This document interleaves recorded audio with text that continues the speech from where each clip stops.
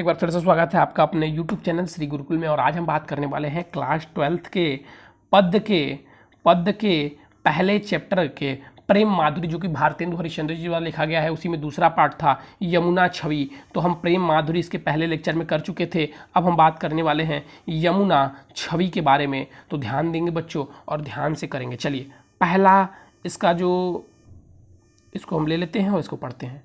तरनी तनुज तट तमल तरोवर बहु छाए, झुके फूल सौ जल परशन हित मनहु सुहावे। किदौ मुकुर मैं लखत उलझी सब निज जिन शोभा, कै कै प्रणवत जल जानी परम पावन फल लोभा। मनु आपत वरना तिर कौ सिमटे सब छाए रहता, के हरि सेवा हित न रखे निरख नैन मन सुख लहत। ध्यान दीजिएगा थोड़ा सा और इसको समझिएगा। कहती हैं कि इसमें कवि कह रहे हैं कि यमुना नदी तरनी तनुज तमल तरोवर बहु छाए, कि यमुना नदी के किनारे तमाल के कई सुंदर वृक्ष छाए हुए हैं, यानी कि वृक्ष लगे हुए हैं। तमाल के यमुना नदी के किनारे तमाल के कई सुंदर वृक्ष छाए हुए हैं। झुकी झुकी सो जल पर सनहित मनहु सुहावे। अब कहते हैं कि उनकी डालियां किनारे की ओर झुकी हुई हैं, झुकी हुई हैं, जिन्हें देखकर ऐसा लगता है मानो ये यमुना के पवित्र जल का स्पर्श करना चाहती हों, या वृक्ष जल रूपी दर्पण को अपने देखना चाहती हो। ठीक है। मनहु सुहावे, किधर मुकुर लखत उलझी सब निज जिन शोभा। ठीक है। कै प्रंत जल जानी परम पावन लोभा। तो देखिएगा बता रहा हूं फिर, तो ऐसा लगता, फिर देखिएगा यहां से कहां तक बता दिया था आपको, हाँ सेकंड तक। चलिए, तो वो वृक्ष जल रूपी दर्पण में अपनी शोभा देखने के लिए मानो उचुक कर आगे की ओर झुक गए हों, या यमुना के जल को पवित्र मानकर उस फल की प्राप्ति के लिए झुककर प्रणाम कर रहे हों।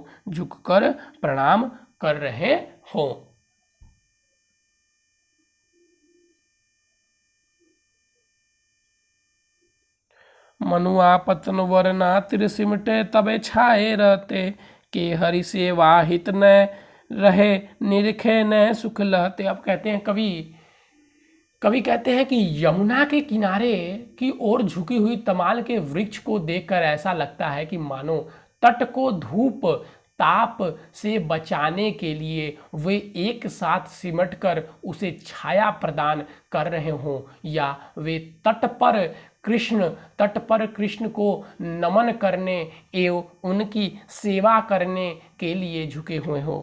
कृष्ण को नमन करने या उनकी सेवा करने के लिए झुके हुए हो। अब आगे ध्यान दीजिएगा, उस कृष्ण की सेवा करने के लिए झुके हुए हो, और उनके तट पर झुके होने के कारण कृष्ण का दर्शन पानी भी हो सकता है।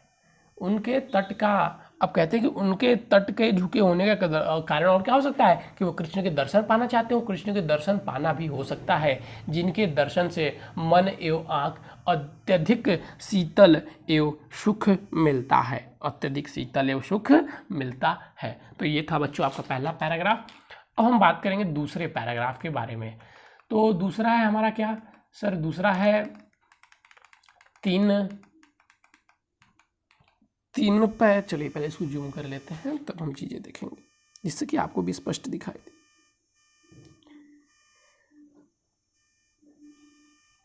चलिए, तीन पै जे ही छिन चंद ज्योति राका, निशियावत जल में मिलीक नभ अवनी लव तान नव तनावती। होत मुकर में सबे तबे उज्ज्वल इकियोभा, तन मन नयन जुड़ात देख सुंदर सो शोभा।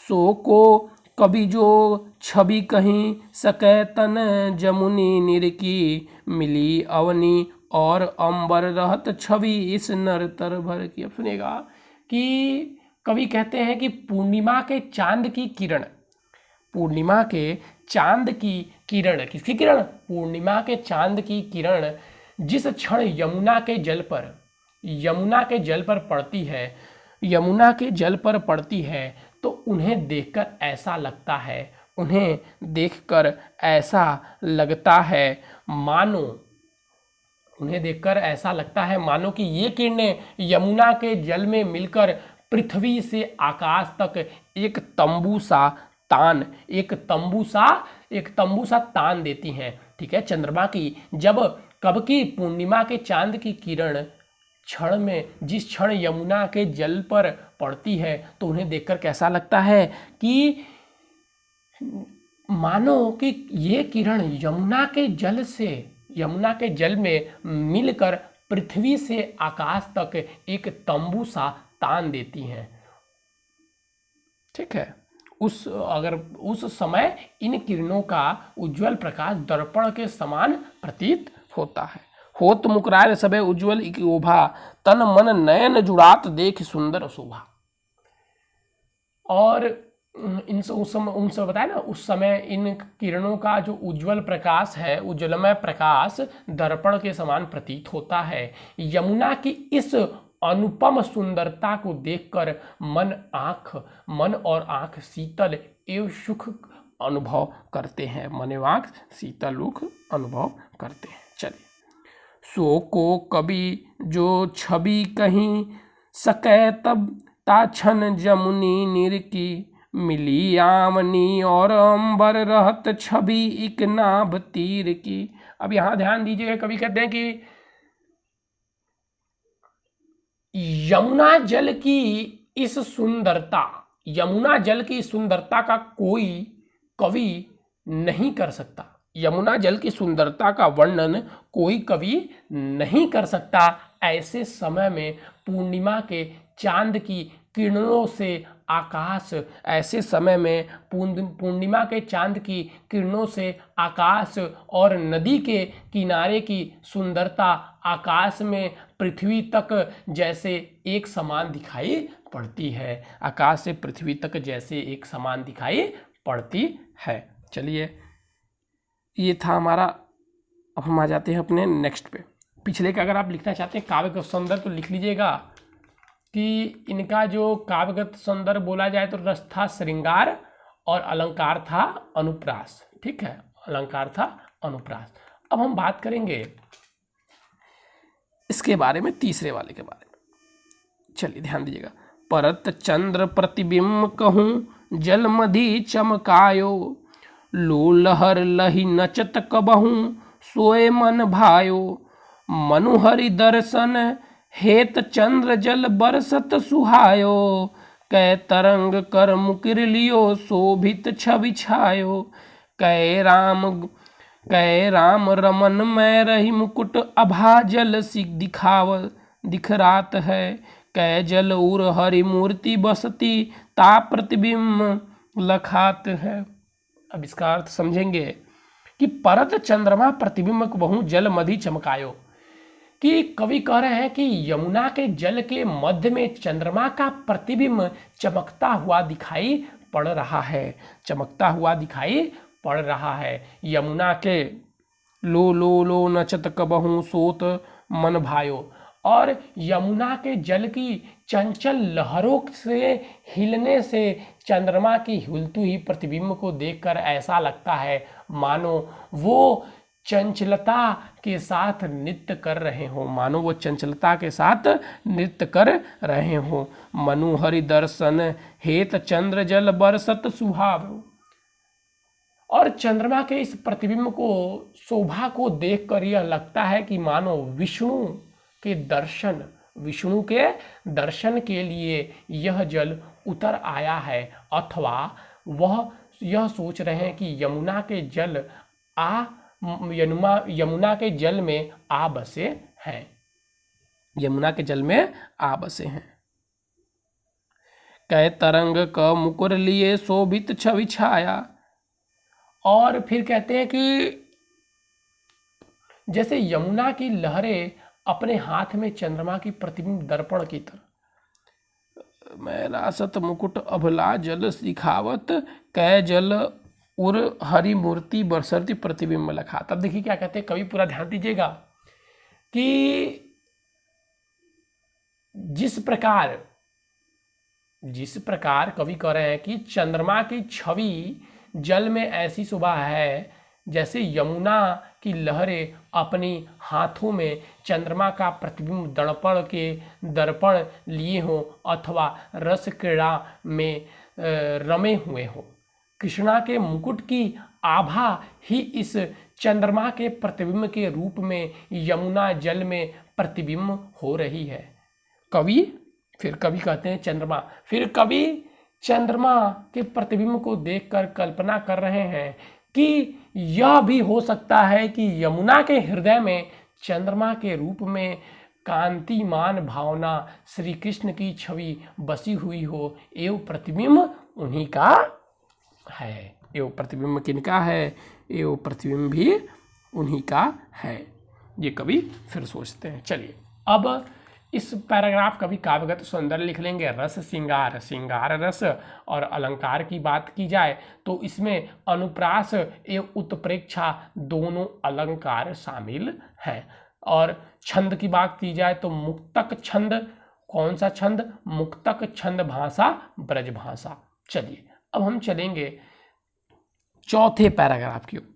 कबहू होत सतचंद कबहू प्रगट दूर भाजत, पवन गवन बस बिंब रूप जल में बहु साजत, मनुष्य भरी अनुराग जमुनी जल लोकट डोला, कै तरंग की डोर हिडोरन करत कलोला, कै बाल गुड़ी नभ में उड़ी सोहत इति छत धावत, मैं अवगाहत डोलत को ब्रजर मन जल आवत। अब ध्यान दीजिएगा यहाँ पे कवि कहते हैं कि चांदनी रात में हवा के चलने से जब यमुना की जल हिलती है, चांदनी रात में जब हवा के चलने से जल हिलती है, तब उस समय चंद्रमा का प्रतिबिंब अनेक रूपों में सुशोभित होने लगता है, अनेक रूपों में सुशोभित होने लगता है। यमुना के हिलते हुए जल में लहरें भी हिलती है और उन लहरों में कभी कभी कवि को 100 चंद्रमा के प्रतिबिंब दिखाई देते हैं जो अनेक रूप में सुशोभित होते हैं। 100 प्रतिबिंब दिखाई देते हैं जो अनेक रूप में शोभित होते हैं। चलिए आगे ध्यान देंगे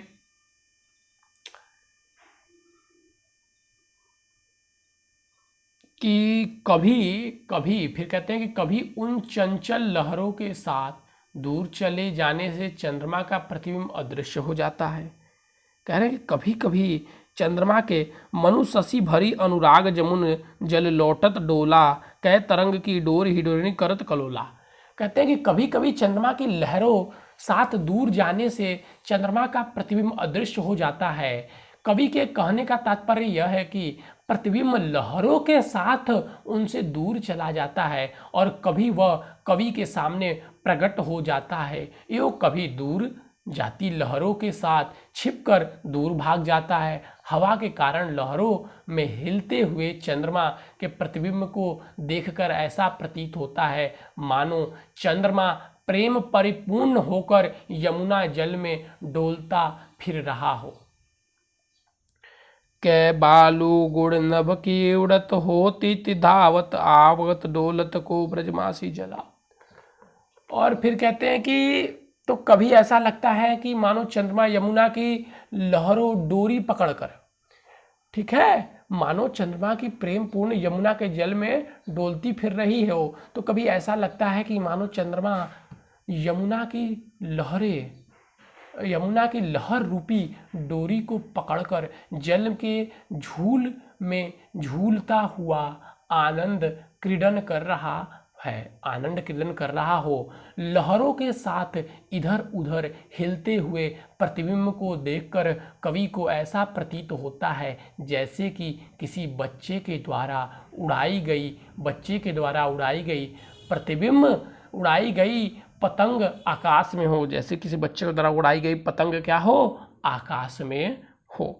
अब इसकी बात अगर कर ली जाए कि सर इसकी शैली कैसी है और काव्यगत सौंदर्य कैसा है, तो इसका रस श्रृंगार रहेगा, शैली मुक्तक रहेगी और अलंकार अनुप्रास और उत्प्रेक्षा दोनों अलंकार इसमें शामिल रहेगा। ठीक है, दोनों अलंकार इसमें शामिल रहेगा।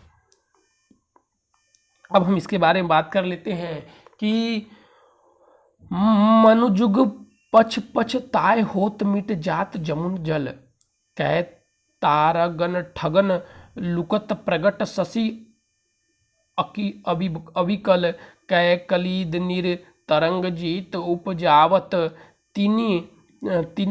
तितनो ही धरि रूप मिलिन हिति तरसो धावत, कै बहु रजत चकई चकत चलत, कै फुहारे जल उछाई उछरात, और कैन निशिपति मल्लन अनेक विधि, उठे बैठत कसरत करत। अब देखिए यहाँ पे कवि कहते हैं कि कवि कह रहे हैं कि यदि कि यमुना के जल में कभी तो चंद्रमा का प्रतिबिंब दिखाई देता है और कभी नहीं, कभी तो दिखाई देता है और कभी अदृश्य हो जाता है, अर्थात दिखाई नहीं देता है, पर देखकर कवि को ऐसा लगता है कि मानो दोनों पक्ष कृष्ण और शक्ल प्रत्यक्ष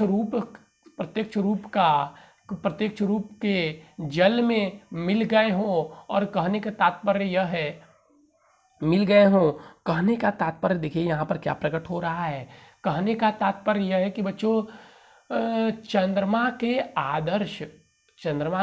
अदृश्य ने ऐसे लगता था मानो कृष्ण पक्ष आ गया और पुनः प्रकट हो जाने पर, अदृश्य होने पर लगता था कृष्ण पक्ष आ गया और पुनः प्रकट हो जाने पर ऐसा लगता था मानो कृष्ण पक्ष समाप्त हो गया। ये शक्ल है। कै कालिंद निर्तरंग जीत उपजात, तीनय धरी मिलन हित तरसो धावत, कै बहुत रजत चकई निपट। ध्यान दीजिएगा अब यहाँ पे कि कवि को लगता है कि मानो तारागण को ठानने के लिए ही जाते हैं, तारागण को ठानने के लिए ही जाते हैं तो कभी प्रकट हो जाते हैं। ऐसा लगता है मानो यमुना को ठगने के लिए चंद्रमा कभी छिपता है, कभी बाहर निकलता है, तरंगे उत्पन्न होती हैं, चंद्रमा उतने ही रूप धारण करके उन तरंगों में मिलकर उत्साहित होकर दौड़ता रहता है। कवि को ऐसा लगता है मानो कि जल प्रतिबिंब के रूप में जल के भीतर चांदी की कई चकई चल रही हो, या जल की फुहारे उठ रही हो, या फिर चंद्रमा रूपी पहलवान उठक बैठक कई प्रकार की कसरत कर रहा हो, या चंद्रमा रूपी पहलवान उठक बैठक कर कई प्रकार की कसरत कर रहा हो, यह कवि को ऐसा लगता है, कवि वर्णन करते हैं। ध्यान दीजिएगा। अब इसका ये लास्ट पैराग्राफ होगा, इसी के साथ आपका ये चैप्टर समाप्त हो जाएगा। इससे पहले इसका काव्यगत तो सौंदर्य लिख लीजिएगा, तो रस श्रृंगार होगा, अनुप्रास अलंकार और रूपक अलंकार इसमें दोनों शामिल होंगे, शैली मुक्तक होगी, भाषा ब्रज होगा। चलिए अब हम ध्यान देते हैं अपने लास्ट पैराग्राफ की ओर। कुजत कहूँ कल हंस कहूँ मजत परावत, कहूँ कारणव उड़त कहूँ जल कुठुत धावत, चक्रवात कहूँ बरसत कहूँ बक ध्यान लगावत, सूक पिक जल कहूँ पियावत कहूँ भ्रवावली गावत, कहूँ तट पर नाचत मोर बहु शोर विधि पंछी करत, जान पान नेहान करी सुख भरे तट शोभा सब जियो धरत। ध्यान दीजिएगा अब यहाँ पे कि कवि कह रहे हैं कि यमुना के जल में कूजते हुए राजहंस, मतलब यमुना के जल में कूजते यानी कि तैरते हुए जो राजहंस है इधर उधर विरह कर रहे हैं, इधर उधर विरह कर रहे हैं, इधर उधर विरह कर रहे हैं। तो कहीं कबूतरों का समूह, तो कहीं कबूतरों का समूह, कहीं क्या है, कहीं जो राजहंस है वो यमुना में कूदते हुए राजहंस इधर उधर कर रहे हैं, तो कहीं कबूतरों का समूह स्नान कर रहा है, तो कहीं बत्तख उड़ते हुए दिखाई दे रहे हैं, तो कहीं बत्तख उड़ते हुए दिखाई दे रहे हैं, कहीं बत्तख भी उड़ते हुए दिखाई दे रहे हैं। किसमें? सारी चीज़ें यमुना के जल के बारे में बात हो रही है। और कहीं जल मुर्गियाँ दौड़ती हुई दिखाई पड़ती हैं, कहीं जल मुर्गियाँ दौड़ती हुई, धावत मतलब दौड़ती हुई दिखाई पड़ती हैं, तो कहीं बगुले मछलियाँ पकड़ने के लिए ध्यान मग्न दिखाई देते हैं, तो कहीं बगुले जो हैं वो ध्यान मग्न दिखाई देते हैं। किस लिए ध्यान मग्न दिखाई देते हैं? मछली पकड़ने के लिए। चक्रवात कहूँ परसत कहूँ बक ध्यान लगावत, ठीक है। तो कहीं, अब फिर सुनिएगा, कहीं तोता और कोयल यमान का जल पान कर रहे हैं, तो कहीं भौरों की पंक्तियाँ यमुना के जल खिले हुए कमलों के गुनगुनाती हुई गा रही हैं, यमुना किनारे कहीं नृत्य कर रही हैं, तो कहीं विभिन्न प्रकार की पंछी मिलकर करवत करते हुए अत्यधिक शोर मचा रही हैं। कवि कह रहे हैं कि इस प्रकार विभिन्न प्रकार के पंछी यमुना जल पर एवं उनसे स्नान कर विरह कर रहे हैं। कहूँ तट पर नाचत मोर, कहूँ विरह पक्ष करत कज नहाय, सुख भरे तट शोभ सबय जी धरत, ठीक है। और कहते हैं हुए सब प्रकार सुख यमुना शोभा पड़ती है, ठीक है। इसके आगे अब यही बता सकते हैं, ये पूरा तो मैंने आपको बता दिया, तो इसके आगे लिख सकते हैं कहते हुए इस प्रकार सुख पाते हुए यमुना तट की शोभा बढ़ा रहे हैं। कवि भारतेंदु हरिश्चंद्र जी यह कह रहे हैं कि यमुना के तट एवं स्वयं उसकी शोभा को उन्हें अपने हृदय में अच्छी तरह धारण कर लिया है। भारतेंदु ग्रंथावली से ये लिया गया है। और इसी के साथ आपका पद्य का यानी कि काव्य का प्रथम चैप्टर भी समाप्त हुआ। अब आप लोगों को इससे संबंधित आने वाले प्रश्नों का PDF कल बच्चों मिल जाएगा, ठीक है। तो चलिए बच्चों, आज के लिए इतना ही। Thank you, have a nice day.